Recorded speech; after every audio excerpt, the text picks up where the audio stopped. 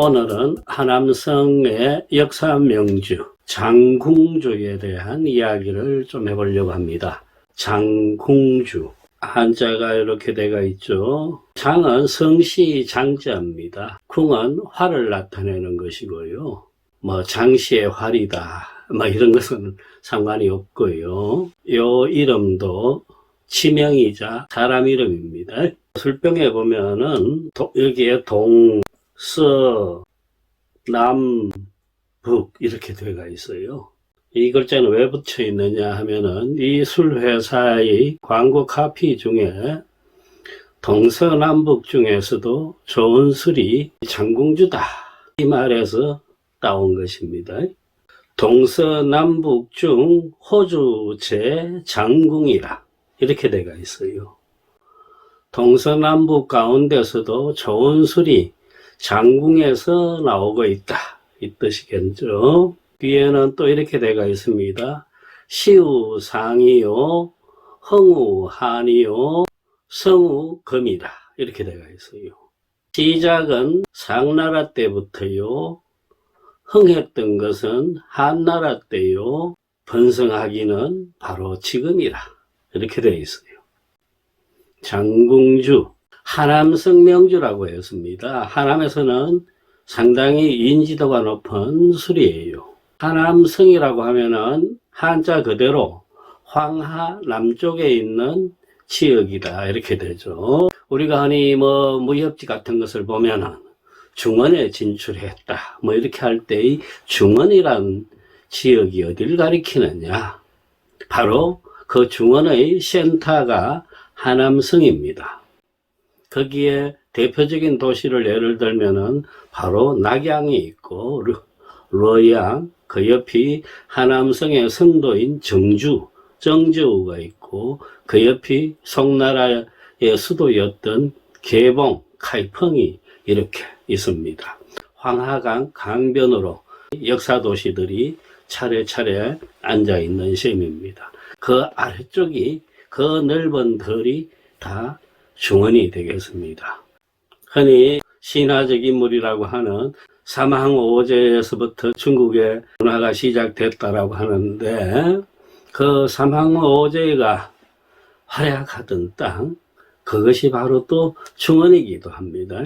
10여 년 전 이야기입니다만은 제가 중국의 술공장들을 한번 둘러보기 위해서 여행을 떠난 적이 있었는데, 남경을 출발해서 강소성 북쪽 끄트머리에서 하남성으로 들어가서 하남성을 가로질렀어요. 그리고 낙양으로 갔는데, 그 닷새 동안에 제가 수도 없이 버스를 바꿔 타고 이렇게 했는데, 아직도 기억상에 그렇습니다. 그 닷새 동안에 정말 산다운 산은 한 번도 본 적이 없다. 그냥 끝없는 들판이었어요. 세상에 이렇게 넓은 덜이 있구나. 거기서 제가 새삼스레 왜 이 지역을 중원이라고 했던가, 그리고 여기에서 그 숱한 영웅 호걸들이 끝없이 전쟁을 벌이고 했던가 하는 그런 것이 조금은 짐작이 되고 그랬습니다. 그 하남이 옆으로 쭉 벌어져 있는데 동쪽 끝쯤 상구라는 도시가 있습니다. 인구 한 700만이 좀 넘는 상추라고 합니다. 상구 시내에서 차로 1시간 조금 더 밖 교외로 나가면은 장군진이라는 마을이 나타납니다. 이 장궁진에서 나오는 술이 장궁주다, 이렇게 하시면 되겠습니다. 이 하남에 있는 대부분의 도시들이 다 수천 년의 역사를 가진 문화 고적의 도시입니다만은 이 상추 또한 마찬가지입니다. 삼국지에도 빈번하게 등장하는 도시 중에 하나가 바로 이 상구였습니다. 전에 그 술병에 읽었죠. 술병의 구절. 시우 상이라. 시작은 상나라 때부터다. 이 상구 지역에 출문하는 4천년을 거슬러 올라간다고 보고 있습니다. 이곳 유적지에서 출토된 유물들 중에 술 용기들이 아주 많았는데 대개가 기원전 3000년, 4000년 전이었어요. 지금 이 시우상이라고 했죠. 상나라, 흔히 은나라라고도 합니다. 중국 역대 왕조 중에 실제적인 왕조의 첫 번째 왕조를 중국사에서도 상나라로 보고 있습니다.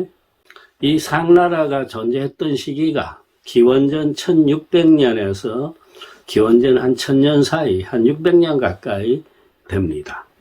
이 시기에 이미 이 상구 지역에서는 술문화가 시작되고 있었다. 이렇게 해서 시우상이라는 문자를 쓰고 있는 겁니다.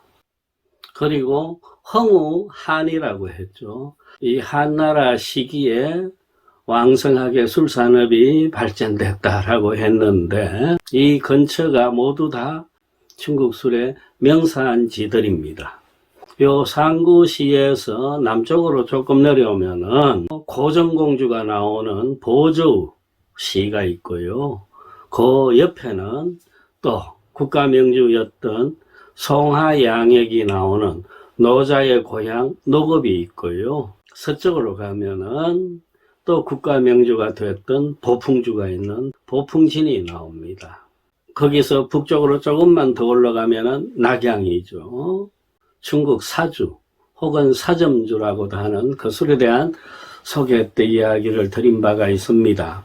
가장 적은 숫자로 가장 강력한 대군을 맞서 싸워서 이긴 역사상 유례없는 전투의 주인공이 바로 유수라고 한유수라고 합니다. 20명 남짓의 군사로 왕망의 2만 대군의 포위망을 뚫었다라고 하는 이 유수가 이 장궁주에도 등장합니다. 이 유수는 한고조 유방의 9세 손자가 됩니다. 그가 나중에 후한을 일으켜가지고 광무제의 황제가 된 자입니다. 이 유수가 왕망하고 전투를 벌일 적에 또 적군한테 쫓겨가지고 상구 지역까지 도망을 쳤던 모양입니다. 그리하여 어느 다리 밑에서 몸을 숨겨갖고 간신히 목숨을 건졌어요. 적들이 물러간 뒤에 마을에 촐로들이 주는 술을 마셔보고는 그 술 맛을 잊지 못해갖고 시를 하나 지었어요. 향원해 수풍이요 주선해 진중이라 가양해 해우로다 장지해 전흉이로세 이런 시였어요. 수량기여 바람 따라 흩어지네 주선이 어디 있는가 바로 이 고을에 있도다. 좋은 술이여 내 근심을 씻어주는구나. 웅비한 꿈이여 내 가슴에 가득하도다. 뭐 이렇게 새기면 되겠습니다. 그 유수가 마셨던 술, 그 마을의 술이 바로 장궁주의 전신이었다라고 알려지고 있습니다. 그 옛날에 여기 장궁진 마을에는요 장궁이라는 젊은이가 살고 있었던 모양입니다. 화를 아마 잘 쏟겠죠.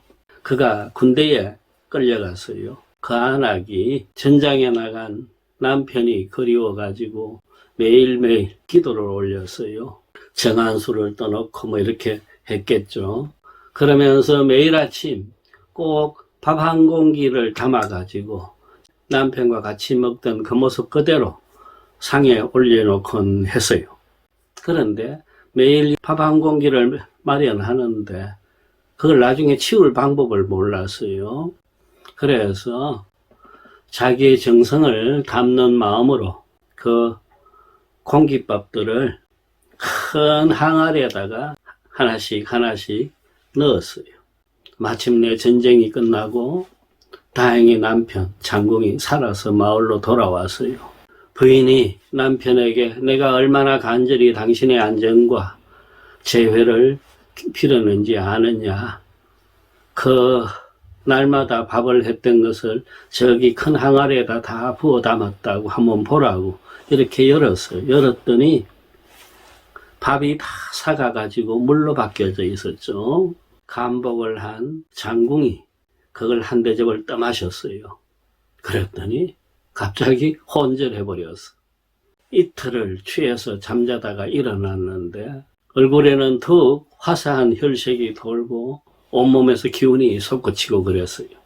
장궁이 야 이거 정말 신비로운 물이다 하고 마을 사람들한테도 한 대접 다 나눠주고 해서 온 마을 사람들이 다 취했다고 그럽니다. 이 소문이 왕궁에까지 알려져 갔고 상나라 임금이 또 이 술을 한번 마셔보고는 술 이름을 그 산의 이름을 따서 장궁주라고 해라. 그리고 너희들이 사는 마을을 장궁촌이라고 해라. 이런 전설이 전해져 옵니다. 하남성 상추시 장군진에서 나오는 장궁주의 브랜드 유래에는 이런 전설적인 이야기에 기반을 두고 있다. 이렇게 보시면 되겠습니다. 한 잔 마셔볼까요?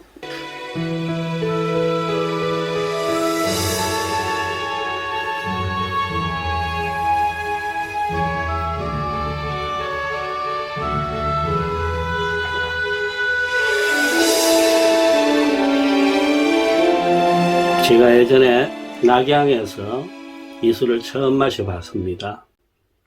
술값이 아주 싸요. 제 기억상으로 한 20위안 정도밖에 하질 않았습니다. 우리 돈 한 4,000원 선이었어요. 현재도 마찬가지입니다. 장궁주가 본품들이 대부분 100위안 안팎입니다. 2만원이 채 안 되는 가격대를 형성하고 있습니다. 따라서 하남성에서도 서민 대중들이 즐겨 마시는 술이다. 대부분의 저가의 술들이 처음 마실 적에 강렬하고 자극감이 심한데 이 술은 좀 의외예요. 그 낮은 가격대임에도 불구하고 입에 들어오는 맛이 처음에 단맛이 먼저 오는 것 같습니다. 그리고 입안 가득히 뭔가 차는 듯한 풍부한 구감이 전해져 와요. 마신 뒤에 입안에 남는 감칠은 맛이며 향도 썩 괜찮고요. 오늘 또 마셔봅니다만은 가성비가 참 좋은 술이다. 이런 느낌을 가져요. 상구시라고 했죠. 이 지역이 좋은 술이 나올 수밖에 없는 자연 조건을 갖고 있어요. 바로 위가 큰 강 황하가 흘러가고 회하가 또 여기서 만납니다. 이 지역에 물이 풍부하고 기온이 온화하고 사계절이 분명하고 토질이 좋다 보니까 수수를 비롯한 곡물의 농사가 참 잘 되고 있습니다. 또 그 옛날부터 사람들의 내왕이 빈번한 도시이다 보니까 술산업이 발전할 수밖에 없었을 것입니다. 서기 744년 중국 문화사에서 가장 성대한 만남의 하나로 치는 즉 시인 이백과 두보가 처음 만난 해입니다. 그때 이백의 나이 43, 두보 나이 32이었습니다. 11살 차이예요. 두 사람이. 이미 그때 왕궁에서 쫓겨나온 이백은 천하의 문명을 떨치고 있던 그 시절입니다. 낙양이 고향인 투보는 그 해에도 또 과거의 시험에 떨어져간 무명 시인이었어요.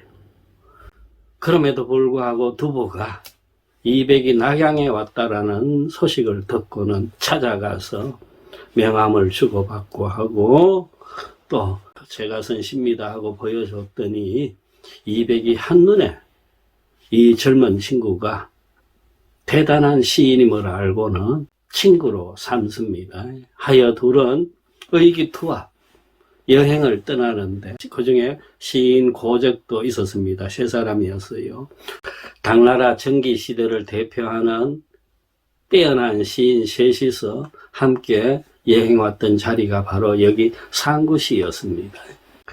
중국 공산정부가 수립되기 이전 이 상구 지역에 대표적인 술도가가 두 개 있었어요. 하나가 조시내가 운영하는 게 있었고 또 하나는 장시내가 하는 게 있었어요. 그 둘을 합쳐가지고 국영 술 회사를 만드는데 그게 바로 장궁주창이었습니다. 1970년대에 와가지고 이제 중국도 어느 정도 해외 수출에 눈을 돌리던 시기였습니다. 이 당시 중국의 백주들이 대부분 60도가 넘었어요. 알코올 도수가. 일부러 60도를 넘는 술을 만들려고 한 게 아니고 술의 도수를 낮추는 법을 아직 그때까지 모르고 있었습니다. 처음 정류해서 나오는 술은 대부분 75도가 넘는다 그랬죠.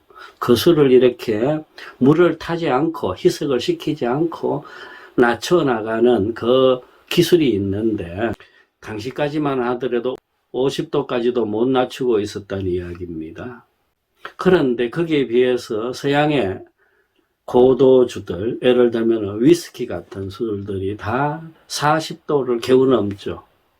요 도수가 적당하다는 것을 서양인들이 더 먼저 알고 있었던 것입니다. 이러다 보니까 중국 백주가 도수가 너무 높다고 해서 해외 수출이 어려웠어요.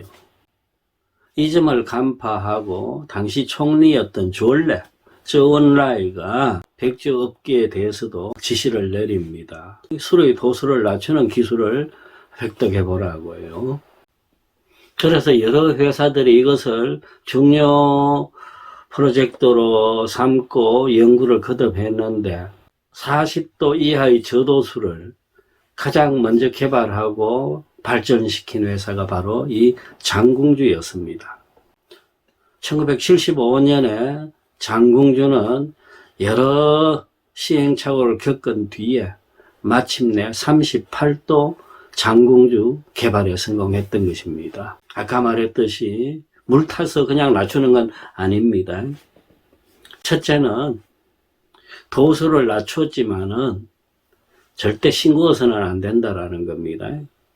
또 술이 탁해서도 안 되고 이런 몇 가지 조건들이 있습니다. 그 조건을 충족시킨 것이 장궁주였습니다. 그리하여 이 장궁주는 고도 술을 빚을 때보다 훨씬 더 원료 곡식의 소비를 절약할 수가 있었고, 또 한편으로는 우리 술은 도수 높은 술만큼 우리 몸에 해를 끼치지 않는다라는 광고를 할 수가 있었습니다. 그렇게 해서 시장에 크게 두각을 나타낸 술이 바로 장궁주입니다. 하남성에서 나오는 중저가 술의 대표적인 술 장궁주 기억해 두셨다가 하남성을 여행하실 적에는 꼭 한번 찾아서 드셔보시길 바랍니다. 우리가 잘 알고 있는 소림사도 이 근처입니다. 하여 낙양이나 가이펑이나 이 소림사를 관광하고 이러실 적에 그 인근에서 쉽게 만날 수 있는 술이 바로 장궁주입니다. 장궁주를 드실 적에는 적군에게 쫓기던 광무제 유수가 그 술을 마시고 호쾌하게 새로운 의지를 불태웠던 그 19절을 떠올리시고, 또 한편 두보와 이백이 이곳에 와서 이 술을 마시면서 시와 인생에 대해서 고담준론을 벌였던 그 일화까지 회상해 보시면서 취하는 것도 좋을 듯 싶습니다.